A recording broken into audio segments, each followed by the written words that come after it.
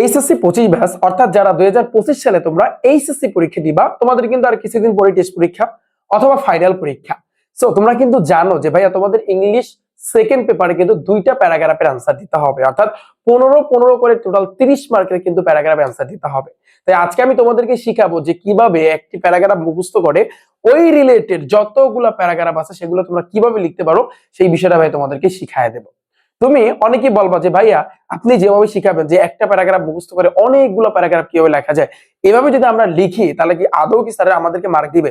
আমি বলবো অবশ্যই ভাইয়া মার্ক দিবে, মার্ক দিতে ভাইয়া বাধ্য। কারণ তুমি এমন ভাবে লিখবা, আমি যেভাবে লিখবো সেভাবে তো লিখবে, এরই সাথে সাথে কিন্তু ভাইয়া তোমার কিছু বানিয়ে লিখতে হবে, বানিয়ে ভাইয়া তোমার লেখা লাগবে। কারণ তুমি চিন্তা করো তোমার ইংলিশ সেকেন্ড পেপারে 15 মার্ক দুইটা প্যারাগ্রাফ। এখন তুমি যদি এক একটা প্যারাগ্রাফ 2 পৃষ্ঠা লেখো তাহলে কি স্যার আদৌ মার্ক দিবে? মার্ক দিবে না। তো এই নিয়ম তো তোমার লিখতে হবে, এরই সাথে সাথে কিন্তু তোমরা বানিয়ে লিখতে হবে। আমি যেভাবে তোমাদেরকে শিখাবো এভাবে যদি ভাইয়া তোমরা ধরতে পারো, একবার যদি শিখতে পারো তাহলে অবশ্যই তুমি এমনিতেই বানিয়ে লিখতে পারবা, অবশ্যই বানিয়ে লিখতে পারবা। আর যারা আসলে এই প্যারাগ্রাফকে ইগনোর করতেছে, অবহেলা করতেছো, ভাইয়া আমি তোমাদেরকে একটা কথা বলতে চাচ্ছি। ভাইয়া তুমি চিন্তা করো যে দুইটা প্যারাগ্রাফ তোমার কিন্তু দিতে হবে, 15 30টা মার্ক, 30টা মার্ক কিন্তু প্যারাগ্রাফে। তো প্যারাগ্রাফ যদি তুমি 2-3টা মুখস্থ করে যাও তাহলে সেখান থেকে কি কমান আসবে? এটা কি কোনো গ্যারান্টি আছে? এই জন্য কিন্তু আমাদের অনেকগুলো প্যারাগ্রাফ শিখতে হবে। আর এই অনেকগুলো প্যারাগ্রাফ শেখার জন্য তুমি তো সবগুলো প্যারাগ্রাফ মুখস্থ করতে পারবে না, পারবা না। তো এই জন্য আমাদের সিস্টেম অনুযায়ী কিন্তু আগাতে হবে, যাতে করে আমরা এই 30টা মার্কের অ্যান্সার যেন পারফেক্টলি কিন্তু দিতে পারি। তোমরা জানো ফার্স্টে আমি তোমাদের সাথে কিন্তু সোশ্যাল প্রবলেম নিয়ে আলোচনা করেছি, তারপর আরো আলোচনা করেছি। তো এইভাবে কিন্তু ধাপে ধাপে আমাদের 4 থেকে 5 ধরনের কিন্তু প্যারাগ্রাফ আছে, এগুলো কিন্তু আমাদের ধারাবাহিকভাবে কিন্তু শিখতে হবে। সো আজকে আমি তোমাদের সাথে সায়েন্টিফিক থিংস, যে সায়েন্টিফিক যে বিষয়গুলো আছে, যেমন মোবাইল ফোন আসতে পারে, তারপর হচ্ছে কিন্তু কম্পিউটার আসতে পারে, ইন্টারনেট আসতে পারে, এগুলো আসতেই পারে। তারপর হচ্ছে কিন্তু ভাইয়া ইমেল আসতে পারে, এরোপ্লেন আসতে পারে, ইলেকট্রিসিটি। সো এই যে বিষয়গুলা, এই যে প্যারাগ্রাফগুলা, এগুলো কিন্তু ভাইয়া আসতেই পারে। এগুলো তোমরা কিভাবে একটা মুখস্থ কইরা সবগুলা কিন্তু তোমাদের কভার হয়ে যাবে সেটা আমি তোমাদেরকে শিখাই দেবো। আরেকটা বিষয় কিন্তু ভাইয়া, তোমরা যেই কাজটা করবা, ধরো সাপোজ যেই প্যারাগ্রাফটাই তোমরা পড়ো না কেন, এই প্যারাগ্রাফের যদি তোমার পক্ষে সম্ভব হয় বই থেকে উপরের 2টা লাইন, যেটাকে আমরা বলতে পারি সংজ্ঞা, ওই 2টা লাইন একটু মুখস্থ করবা, ওই 2টা লাইন একটু মুখস্থ করবা, যেন যদি মোবাইল ফোন আসে মোবাইল ফোনের জন্য বই থেকে যে 2টা লাইন মুখস্থ করছো ওরা যেন আগে দিয়ে তারপর আমি যা বলবো সেগুলো শুরু করবা, এবার একটু বানিয়ে লিখবা, দেখবা স্যারেরা অবশ্যই ভাইয়া ফুল মার্ক দিবে। ওকে, তাহলে দেখো, তাহলে খেয়াল করো, এখানে আমি কিন্তু দুইটা বিষয় এখানে আমি তুলেছি। প্রথমে কিন্তু এই সেন্টেন্স গুলা লিখেছি এবং এই সেন্টেন্সের অর্থ কিন্তু আমি এখানে লিখেছি। তো তোমাদের কাছে অনুরোধ থাকবে যে ভাইয়া আগে তোমরা অর্থ পড়বা, তারপর তোমরা ইংরেজি পড়বা, এটাই আসলে কিন্তু নিয়ম। কারণ তুমি আগে অর্থ পড়বা, তারপর যদি তুমি ইংরেজি পড়ো দেখবা বিষয়টা তোমার কাছে সহজ লাগবে। অর্থাৎ অর্থ বুঝে বুঝে পড়লে তাহলে ইংরেজিটা খুব সহজ লাগে এবং মুখস্থ কিন্তু খুব তাড়াতাড়ি হয়। ওকে, তাহলে দেখো আমি একেবারে সম্পূর্ণ তোমাদের সাথে এই বিষয়টা আলোচনা করব এবং এগুলা একেবারে ধরে ধরে তোমাদেরকে বুঝায় দেব। ঠিক আছে, দেখো এখানে কি বলেছে, আমরা বিজ্ঞান ও প্রযুক্তির যুগে বাস করছে। তাহলে ইংরেজি কি দেখো, উই লিভ, আমরা বাস করছি in the age of science and technology. Science অর্থ হচ্ছে কিন্তু ভাইয়া বিজ্ঞান, আর টেকনোলজি অর্থ হচ্ছে কিন্তু ভাইয়া প্রযুক্তি। তাহলে অর্থটা কি দাঁড়ায়, we live in the age of science, আমরা আসলে এই যে আমরা বিজ্ঞান ও প্রযুক্তির যুগে বাস করছি। তাহলে এই যে যুগ, এই এজ দ্বারা বোঝায় ভাইয়া যুগ।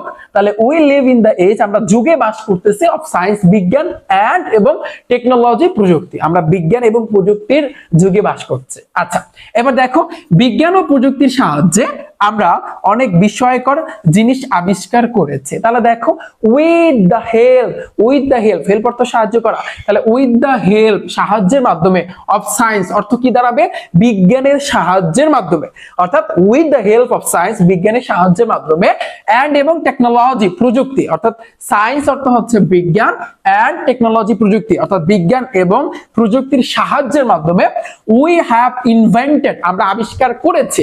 ইনভেন্টেড ভাইয়া এটা কিন্তু পাস্টে গেছে, এজন্য কিন্তু ইডি আছে। তাহলে উই হ্যাভ ইনভেন্টেড, আমরা কিন্তু ভাইয়া আবিষ্কার করেছি, মেনি অনেক, ওয়ান্ডারফুল থিংস অনেক ভাইয়া অনেক বিস্ময়কর জিনিস, ওয়ান্ডারফুল থিংস থিংস অর্থ হচ্ছে জিনিস, আর ওয়ান্ডারফুল অর্থ হচ্ছে কিন্তু ভাইয়া বিস্ময়কর। ওকে, তাহলে অর্থটা কি দাঁড়াবে?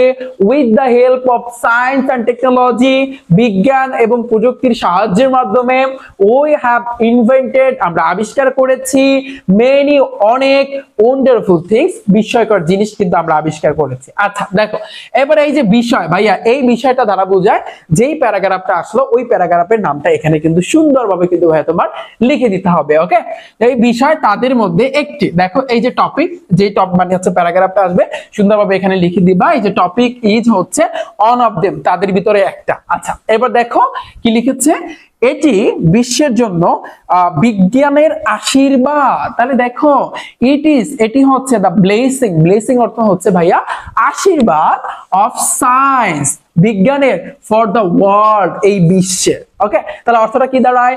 It is the blessing of science, এটা হচ্ছে কিন্তু বিজ্ঞানের জন্য আশীর্বাদ স্বরূপ, ফর দ্য ওয়ার্ল্ড, এই বিশ্বের জন্য, এই পৃথিবীর জন্য। ওকে, এরপর দেখো আজ আমরা এই যে টপিক, যে প্যারাগ্রাফটা আসবে সেটা এখানে লিখে দিবা, এর মাধ্যমে বিশ্বের বিভিন্ন উদ্দেশ্যে উপভোগ করতে পারি বিভিন্ন রকমের। দেখো এখানে কি বলছে, টুডে, আজ, উই ক্যান, আমরা পারি, উই ক্যান, আমরা পারি, এনজয়, উপভোগ করতে, আমরা আজ উপভোগ করতে পারি, ভেরিয়াস অবজেক্টিভ, ভেরিয়াস অর্থ হচ্ছে নানান ধরনের, এই অবজেক্টিভ অর্থ হচ্ছে কি ভাইয়া? অবজেক্টিভ, এখানে বলছে উদ্দেশ্য উপভোগ করতে পারি, নানান ধরনের নানান রকমের জিনিস আমরা উপভোগ করতে পারি, অফ দ্য ওয়ার্ল্ড, এই পৃথিবীতে, থ্রু, থ্রু অর্থ হচ্ছে কারণে, টপিক, এই টপিকটা লিখে দিবা যেটা প্যারাগ্রাফে আসবে, যেটার কারণে আমরা আসলে নানান কিছু আমরা উপভোগ করতে পারি। ঠিক আছে, অর্থ বুঝতে পেরেছ? আচ্ছা এবার দেখো, এটি বিশ্বের প্রত্যন্ত স্থানগুলোকে হাতের মুঠোয় নিয়ে এসেছে। তাহলে দেখো, it brought the remotest place of the world on hand, it brought, brought এটা এনেছে, দ্য রিমোটেস্ট প্লেস অর্থ কি ভাইয়া?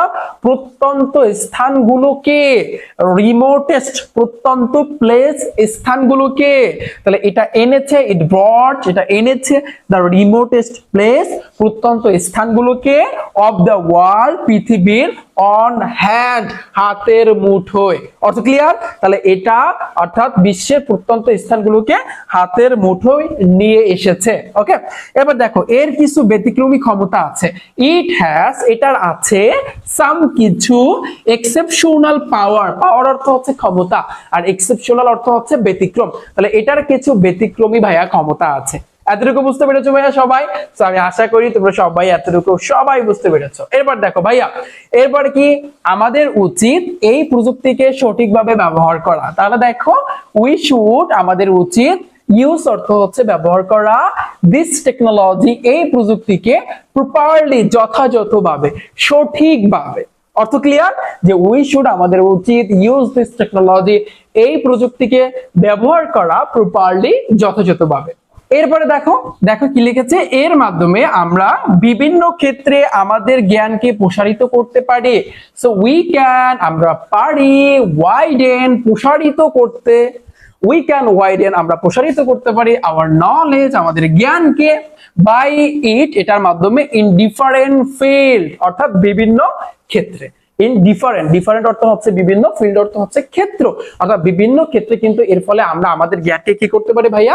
প্রসারিত করতে পারি। ওকে, এবার দেখো এই যে বিষয়টা আমাদের অনেক সুযোগ দেয় এবং এটি প্রধানত তরুণ প্রজন্মের উপর বেশি প্রভাব ফেলে। তাহলে দেখো এই যে টপিকটা এখানে সুন্দরভাবে প্যারাগ্রাফের নামটা লিখে দিবা, এ গিভস আস, এটা আমাদেরকে দিয়ে থাকে, এ লট অফ, প্রচুর, অপরচুনিটিস, সুযোগ সুবিধা, এটা প্রচুর পরিমাণে সুযোগ সুবিধা দেয়, এন্ড এবং ভাইয়া ইট, এটি, মেইনলি, প্রধানত, influence more on young generation, অর্থ কি দেখো আমাদের অনেক সুযোগ দেয় এবং এটি প্রধানত তরুণ প্রজন্মের উপর বেশি প্রভাব ফেলে। দেখো মেইনলি ইনফ্লুয়েন্স, প্রভাব ফেলে, মোর, অধিকতর, অন ইয়ং জেনারেশন, তরুণ প্রজন্ম, তাহলে তরুণ প্রজন্মের উপর বেশি প্রভাব ফেলে, তাহলে এই ইনফ্লুয়েন্স অর্থ হচ্ছে কিন্তু প্রভাব ফেলা। তাহলে এখন পুরো লাইনটার অর্থটা মিলাও, যে ড্যাশ গিভস আস, এটা আমাদেরকে দেয়, এ লট অফ অপরচুনিটি, অনেক সুযোগ সুবিধা, এন্ড এবং ইট মেইনলি, এটা প্রধানত, ইনফ্লুয়েন্স, প্রভাব ফেলে, মোর, অধিকতর, অন ইয়ং জেনারেশন, তরুণ প্রজন্মের ক্ষেত্রে কিন্তু বেশি প্রভাব ফেলে। আচ্ছা, যেহেতু প্রতিটি জিনিসের নেতিবাচক এবং ইতিবাচক উভয় দিক রয়েছে, তাই এরও দুইটা দিক রয়েছে। এবং আমাদের কেবল আচ্ছা দেখো, যেহেতু এভরিথিং হ্যাজ ইটস টু মানে it's both negative and positive side, মানে যেহেতু কিন্তু এটার দুইটা সাইড আছে, একটা হচ্ছে নেগেটিভ আর একটা হচ্ছে পজিটিভ। দেখো বোথ অর্থ হচ্ছে কিন্তু উভয়, সো উভয় নেগেটিভ এবং পজিটিভ দুইটা সাইড আছে। সো অতএব dash has also two side, এটার দুইটা সাইড আছে। এই যে ড্যাশ বলতে বোঝাচ্ছে যে প্যারাগ্রাফটা লিখবে এখানে লেখা দিবা, হ্যাজ অলসো টু সাইড, দুইটা সাইড আছে। এন্ড এবং we should use only positive side, we should আমাদের উচিত ইউজ ব্যবহার করা অনলি পজিটিভ সাইড, পজিটিভ যে সাইডটা আছে এটা আমাদের ব্যবহার করা উচিত। ধরো যদি তোমার মোবাইল ফোন যদি প্যারাগ্রাফ এসে থাকে তাহলে মোবাইল ফোন লাগবে বা কম্পিউটার বা যে কোনো কিছু, ঠিক আছে? সো তাহলে পজিটিভ যে সাইডটা আছে এটাই আমাদের ব্যবহার করা উচিত, ঠিক আছে? তাহলে দেখো কেবলমাত্র ইতিবাচক দিকগুলো ব্যবহার করা উচিত যা আমাদের দরকারি জ্ঞান সরবরাহ করে। যা হুইচ অর্থ যেটি, এই হুইচ কিন্তু কোনটি যদি সেন্টেন্সের শুরুতে বসে তখন কিন্তু কোনটি অর্থে দাঁড়াবে, যেহেতু মাঝখানে বসছে এখন যেটি অর্থে দাঁড়াবে। হুইচ যেটি প্রোভাইডাস অর্থ হচ্ছে আমাদেরকে যোগান দেয় বা আমাদেরকে সরবরাহ করে, কি করে বা আমাদের সরবরাহ করে। প্রোভাইড অর্থ সরবরাহ করা, তাহলে হুইচ যেটি প্রোভাইডাস আমাদেরকে সরবরাহ করে থাকে। ইউজফুল প্রয়োজনীয়, নলেজ অর্থ হচ্ছে জ্ঞান, যেটা আমাদের প্রয়োজনীয় জ্ঞানকে সরবরাহ করে থাকে। আশা করি ক্লিয়ার এতটুকু। তো আমি আশা করতেছি ভাইয়া সবাই তোমরা ক্লিয়ারলি বিষয়টা বুঝতে পেরেছো। তো 2025 সালে ভাইয়া তোমরা যারা এইচএসসি পরীক্ষা দিবা তোমাদের জন্য কিন্তু আমার একটা কোর্স আছে, যেই কোর্সে আমি তোমাদেরকে ইংলিশ ফার্স্ট পেপার এবং সেকেন্ড পেপারে A to Z যা আছে ইনশাআল্লাহ তোমাদেরকে কভার করে দিব। এবং এই কোর্সটা কিন্তু শুরু হচ্ছে 2025 সালের 11ই জানুয়ারি থেকে। তুমি যে কোনো টাইমে কিন্তু ভাইয়া আমার ব্যাচে ভর্তি হইতে পারো। এবং এই কোর্সের ভাইয়া বলতে পারো ভাইয়া সুবিধা কি, এখানে আপনি কি পড়াবেন, এখানে আসলে কি থাকতেছে তোমরা যদি খেয়াল করো ভাইয়া, এই কোর্সে কিন্তু তোমাদের জন্য থাকতেছে 60+ লাইভ ক্লাস থাকবে এবং রেকর্ড ক্লাস থাকবে। অর্থাৎ যেই লাইভ ক্লাসটা করাবো ওইটারই রেকর্ড থাকবে, তুমি যে কোনো টাইমে কিন্তু ভাইয়া দেখতে পারবা। 200 কোশ্চেন সলিউশন। তুমি যদি চিন্তা করো ইংলিশ ফার্স্ট পেপারে তোমার যে সিনগুলা পড়তে হবে, অর্থাৎ বইয়ে তোমাদের মেইন বুকে যা আছে এগুলো তো অবশ্যই ভাই তোমাদেরকে কভার করে দিব। সিন পড়াবো, আনসিন পড়াবো, এছাড়াও রাইটিং সাইড নিয়ে প্যারা নেওয়ার কিছু নাই। ইনশাআল্লাহ তোমরা কিভাবে ভালো একটা পারফেক্ট মার্ক তুলতে পারবে অবশ্যই আমি তোমাদেরকে শিখাই দেবো। প্রতিদিন 10টা করে শব্দের অর্থ, টোটাল আমি তোমাদেরকে 4 মাসে ইংলিশ ফার্স্ট পেপার এবং সেকেন্ড পেপারটা কমপ্লিট করে দিব। তাহলে তুমি যদি 4 মাস আমার কাছে পড়ো তাহলে কিন্তু ভাইয়া তোমার 1200 শব্দের অর্থ মুখস্থ করতে হবে। তুমি ঠান্ডা মাথায় চিন্তা করো, একজন স্টুডেন্ট, কোন স্টুডেন্ট যদি 1200 শব্দের অর্থ মুখস্থ করে তাহলে ওকে যে বই দেওয়া হোক না কেন, ও কিন্তু ইংরেজি পড়া ওইটার অর্থ কিন্তু ভাই মিলাইতে পারবে। সো একজন শিক্ষার্থীর এইচএসসি লেভেলের একজন শিক্ষার্থীর আসলে উচিত এই 1200 শব্দের অর্থ কিন্তু ভাই মুখস্থ করা। তুমি যদি বলো ভাইয়া আমার খুব কষ্ট হবে, কষ্ট হওয়ার কিছু নাই, তোমার ক্ষেত্রে এটা খুব ভালো হবে ভাইয়া। তুমি যখনই ভর্তি হও না কেন তোমার এই শব্দের অর্থ কিন্তু জানা লাগবে, কারণ তোমাদের সিনোনিম এবং অ্যান্টোনিম বলে একটা পার্ট আছে। শব্দের অর্থ কিন্তু ভাইয়া জানা লাগবে, কিছু হলেও কিন্তু ভাইয়া তোমার জানা লাগবে। তুমি ডেইলি ঘুম থেকে ওইটা 5টা শব্দের অর্থ মুখস্থ করবা, আবার যখন ঘুমাইতে যাবা তার আগে রাত্রে তার আগে 5টা শব্দের অর্থ তুমি মুখস্থ করবা। বাস তুমি ডেইলি 10টা করে শব্দের অর্থ মুখস্থ করবা, এনাফ, আর লাগবে না। এরপরে দেখো ভাইয়া, তো ইংলিশ ফার্স্ট পেপার এবং সেকেন্ড পেপারে গ্রামারে আমার টার্গেট হয়েছে 60 আমি তোমাকে পাইয়ে দেবো ইনশাল্লাহ। 60 মার্ক আমি তোমাদেরকে পাইয়ে দেবো। তো আমার ক্লাস আছে ইউটিউব চ্যানেল রিফাত একাডেমি, যদি ক্লিক করো ভিডিও অপশনে যদি যাও নিচের দিকে গেলে কিন্তু ভাইয়া তোমরা ক্লাস দেখতে পারবা। আমার ক্লাস আগে দেখবা, অথবা প্লে লিস্ট নামক একটা অপশন আছে, দেখো এই চ্যানেলের উপরে ক্লিক করো, প্লে লিস্ট নামক অপশন আছে। এরপরে নিচের দিকে গেলে দেখবা এইচএসসি ইংলিশ লেখা আছে, সেখানে ক্লিক করলে তুমি ক্লাসগুলো দেখতে পারবা। তুমি আগে ক্লাস দেখবা, দেখার পরে যদি ভাইয়া তুমি মনে করো যে তোমার মাথার মধ্যে ঢুকতেছে তাহলে আমি বলবো আমার এই ব্যাচে ভর্তি হইতে। ওকে, এই কোর্সের ফি কত? মাত্র ভাইয়া 610 টাকা। তোমার 610 টাকা ইংলিশ ফার্স্ট পেপার এবং সেকেন্ড পেপার ফুল কমপ্লিট।